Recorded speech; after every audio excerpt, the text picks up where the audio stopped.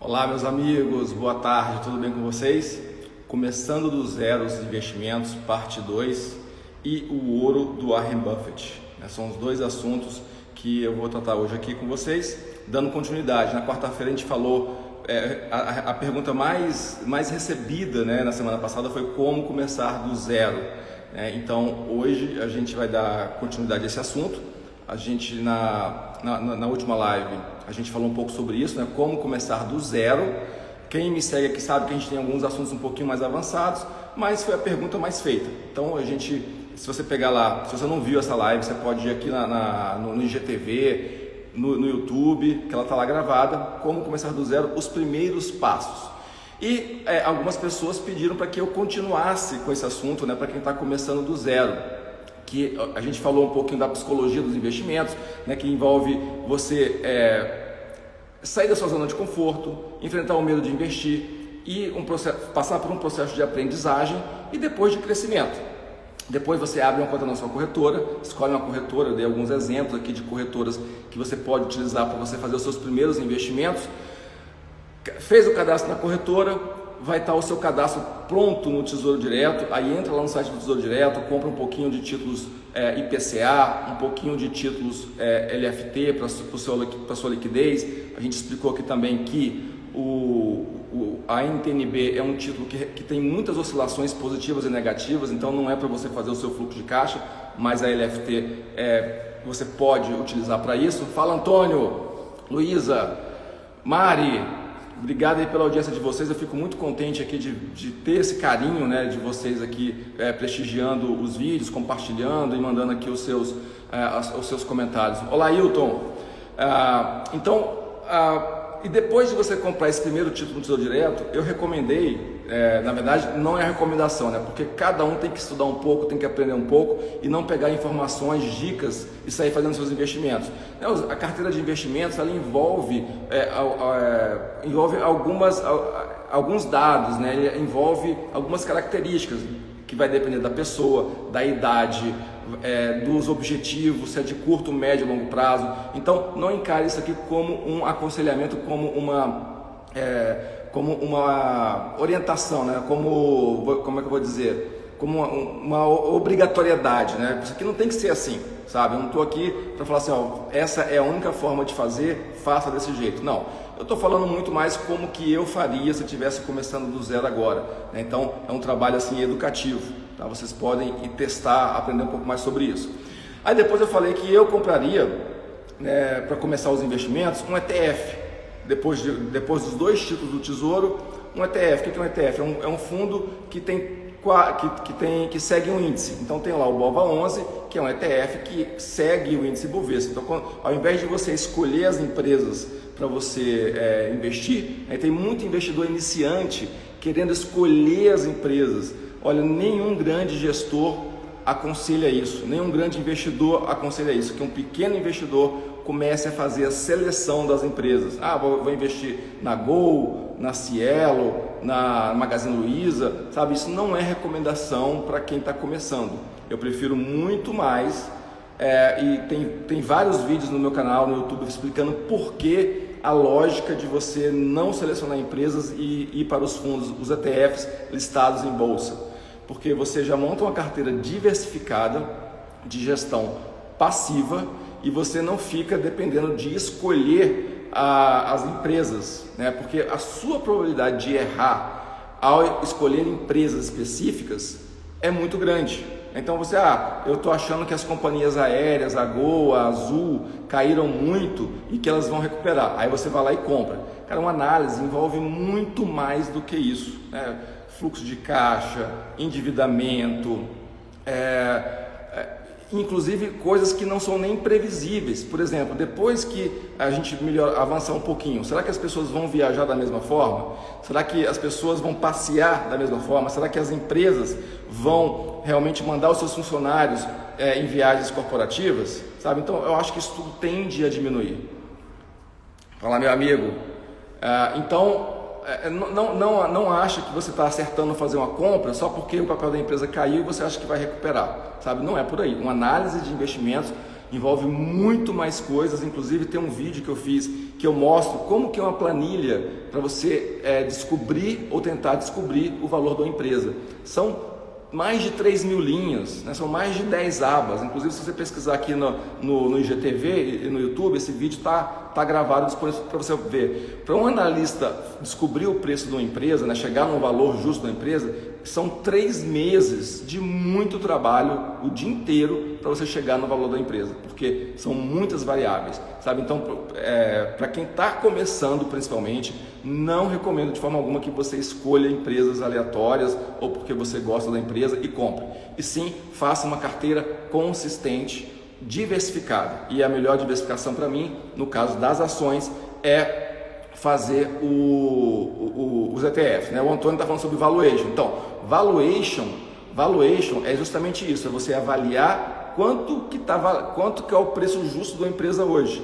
E valuation não é você pegar o balanço das empresas, você está até falando aqui que a rentabilidade passada não é garantia de rentabilidade futura, sabe? Então valuation não é você pegar os balanços antigos de uma empresa, ver quanto que ela lucrou, quanto que ela pagou de dividendos e achar que isso vai se repetir. Valuation é você projetar de hoje, 10 anos para frente, qual que vai ser o fluxo de caixa, quanto que a empresa vai gerar de caixa nos próximos 10 anos. Aí você consegue ter uma noção melhor do preço da empresa, se o preço que está cotado na bolsa está justo, está caro ou está barato, sabe? Então, valuation não é passado, valuation é futuro, quanto que a empresa vai gerar de fluxo de caixa.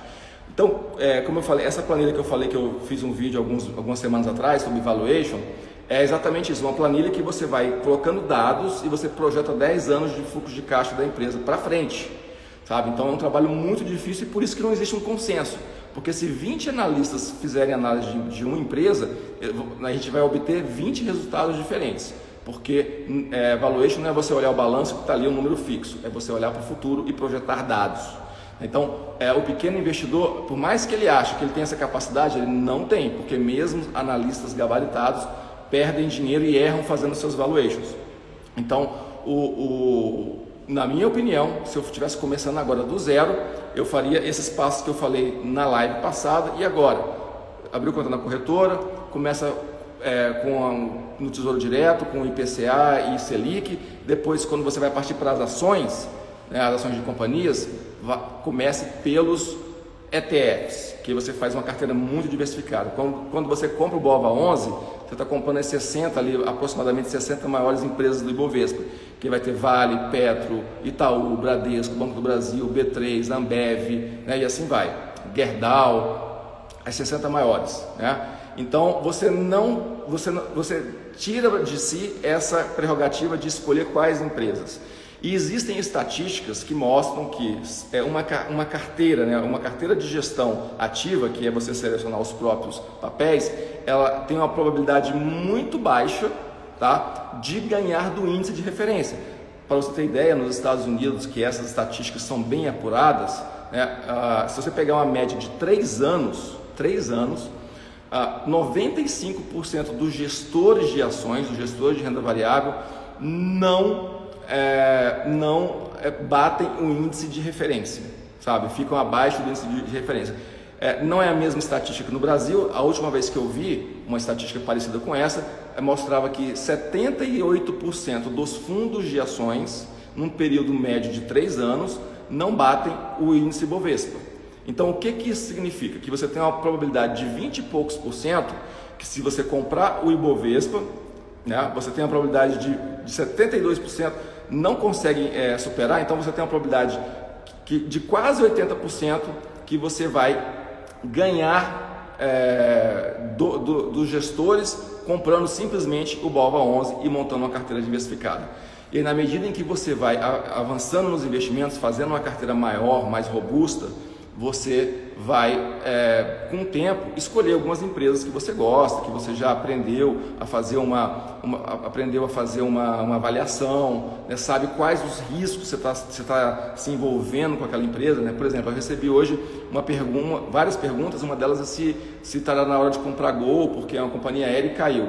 Cara, eu não confio, eu não acredito numa recuperação rápida, em 6 meses, 1 ano, né, de uma empresa aérea, sabe, dado toda a circunstância. Então, se o cara é pequeno investidor, não vai para esse tipo de investimento, vá para os ETFs, que lá vai ter um percentualzinho de cada empresa. Por exemplo, o Small 11 é um ETF que tem as companhias aéreas, então você pode comprar diversificando a sua carteira. O grande segredo de uma carteira de investimentos vencedora no longo prazo é a diversificação correta. Se você começa a concentrar o seu capital investido em uma empresa, você corre o risco de ruína. Então, é lógico que aquela empresa pode bombar, né? Pode subir muito, mas é uma probabilidade baixa de você acertar. E às vezes a empresa começa a subir um pouquinho, aí você já vende e a empresa sobe demais e você perdeu aquele processo todo de venda, de alta. Então, a gente conversou também semana passada, no encontro passado, que essa visão de longo prazo, ela é muito mais vencedora do que quem quer comprar essa semana e vender semana que vem, fazer trade. Eu compro, vendo. Uma empresa demora décadas, às vezes, para ganhar sustentação e multiplicar o seu dinheiro no mercado. Então, se você pega e vende com 1 ou 2 semanas, você está perdendo toda a probabilidade de ganho no longo prazo. O pessoal fala muito de Magazine Luiza, porque subiu 8.000%. Mas poucos olham o gráfico lá atrás. A Magazine Luiza ficou 5 anos só dando resultado negativo, entendeu? Só andando de lado, entre 50 centavos e R$1. Olha o gráfico. Então, e depois desses 5 anos ali estagnada, que ela começou a crescer exponencialmente. Então, se você fica nesses tradezinhos, comprei e vendi, uma hora a empresa sobe 10.000% e você não pega o movimento. Então, investidor pequeno, que está começando agora, você tem o seu projeto, você é empresário, autônomo, foque no seu negócio e invista a longo prazo nas bolsas. É o que o Marcelo está falando. Não colocar os ovos na mesma cesta. E a gente também tem aqui uma pergunta aqui do Antônio sobre o Inter ou Nubank. O Nubank, se não me engano, não é listado em bolsa, O Banco Inter é listado em bolsa. Tem inclusive um ETF que eu falei aqui que eu gosto bastante, que é o FIND 11, que é um ETF de todos os bancos, Então tem Banco Itaú, Banco do Brasil, Bradesco, Santander, Inter, Banco Pactual. Aí, para você não precisar escolher qual banco você vai investir, você pode comprar esse ETF, o FIND 11, que tem todas as empresas do sistema financeiro. Eu acho muito legal. É um fundo que eu tenho na minha carteira e que eu acredito muito para longo prazo. Acho que os bancos não andaram bastante. Eu acho que estou comprando hoje para daqui a 2, 3, 4 anos. Então essa aqui é a minha visão de longo prazo e é o que eu também sugiro para o investidor iniciante ter essa visão de longo prazo. O Antônio está falando que o ouro tende a se valorizar devido à mudança de trabalho, grande player do mercado. Então esse inclusive era um assunto de hoje também que eu queria falar, porque saiu nos jornais aí que o Warren Buffett, que é o terceiro homem mais rico do mundo, o maior investidor mundial, tem mais de 70 bilhões de dólares de patrimônio, ele comprou a empresa de uma mineradora de ouro,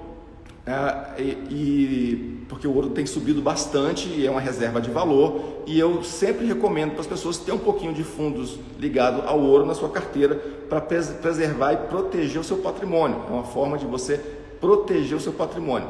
E aí começou a sair um monte de notícias que o Warren Buffett, vale destacar o seguinte: o Warren Buffett sempre foi contra investir em ouro, porque ele gosta de investir em empresas que geram fluxo de caixa. Então ele analisa a empresa, se a empresa tem um fluxo de caixa consistente, crescente, ele investe na empresa. Então ele falou, e o ouro não paga dividendos, o ouro não paga proventos, O ouro é uma moeda, é um metal, é uma commodity. Então ele nunca investiu em ouro e sempre falou mal. E agora ele vem com essa ideia de comprar uma empresa mineradora de ouro. E aí começou a sair nos jornais que o Buffett mudou de ideia e que está passando a comprar ouro, E isso não é verdade, não é bem assim. A tese do Buffett continua a mesma.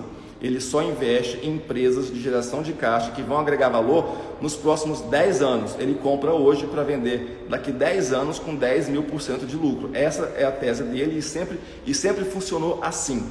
Então, o que ele avaliou? A mineradora, ela tem essa mineradora que ele comprou, que tem o código Gold, na bolsa lá nos Estados Unidos. E o custo de extração do ouro desta empresa é de $700 a onça. O ouro é medido em onça, porque é uma medida histórica lá. Eu nem sei quanto que é a onça, se é perto de 1 quilo. Se alguém souber aí, dá uma luz aí, o que é a onça Troy. E aí o Moacir está falando aqui, exatamente, comprou a empresa, não o metal, sabe? Então, o que ele viu? Essa empresa tem uma possibilidade de geração de caixa muito forte para os próximos anos, e de pagamento de dividendos e de crescimento do seu preço na bolsa. Então, a empresa, hoje, ela extrai o metal, o custo de extração do ouro para essa empresa, para a Gold hoje, é de $700, e o ouro está cotado no mercado internacional a $2.000. Então veja, a empresa extrai a $700 e vende a $2.000. Então Buffett viu uma oportunidade de investir na empresa que tem uma capacidade de gerar resultados muito grande frente, dado que ela tem essa diferença de preço, né, da extração para a venda do metal. Então, lógico que ele está também implicitamente, ele acha que a consistência de lucros da empresa vai se perpetuar no médio e longo prazo, e ele achou legal comprar a empresa. Então percebam que ele comprou a empresa que vai pagar dividendos, que vai se valorizar, e que ele vai poder vender mais na frente, e não comprou diretamente o metal. Então não confunda uma coisa com outra.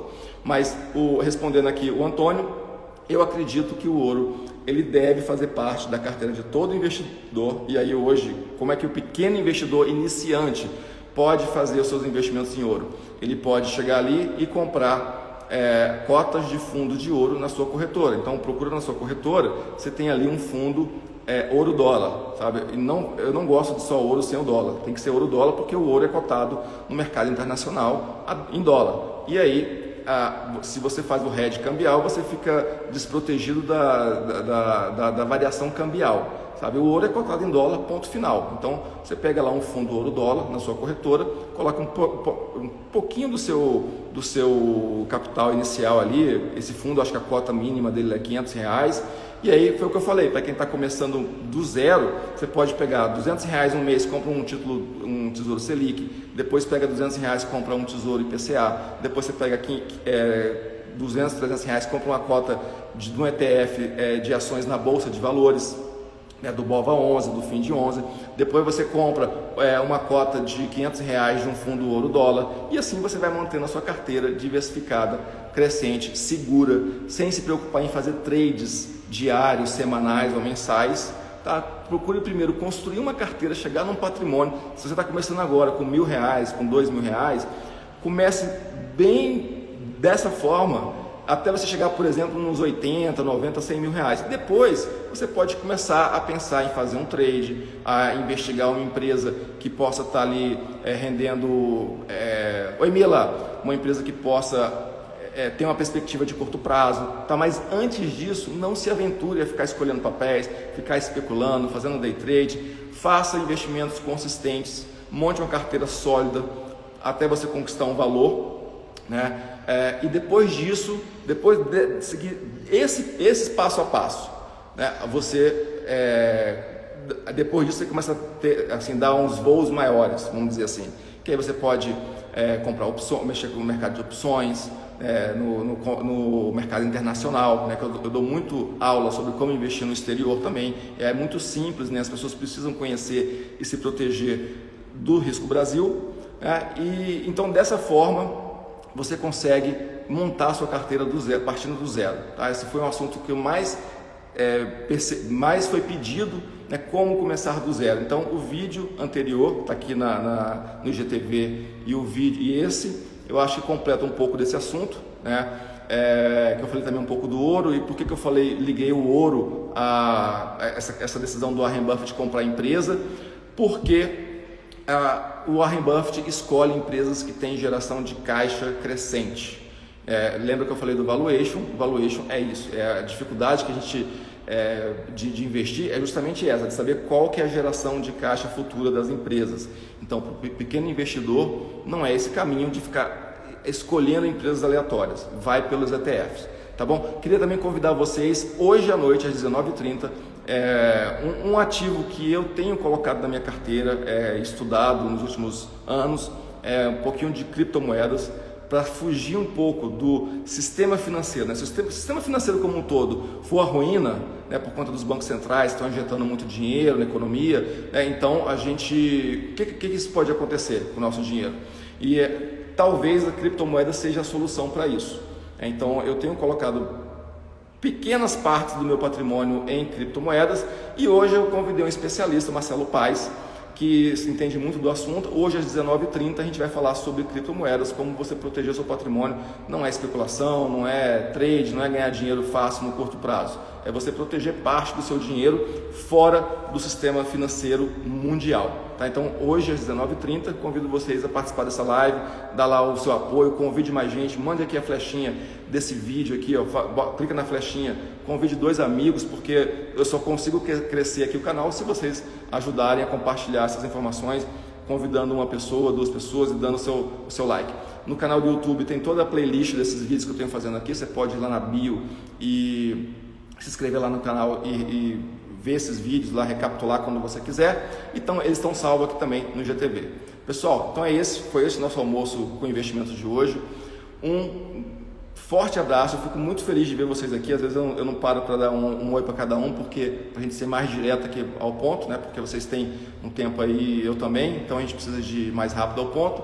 Mas eu sou muito grato de ver vocês, de ver os compartilhamentos, de receber as dúvidas que vocês têm mandado. Contem comigo, esse canal aqui foi feito para te ajudar com as suas finanças e com seus investimentos. Então mande suas dúvidas que eu teria o maior prazer de responder. Valeu, Ed! Um forte abraço e até hoje às 19h30 a gente se encontra de novo para falar de criptomoedas e sexta-feira de novo aqui às 13h30. Forte abraço e até mais!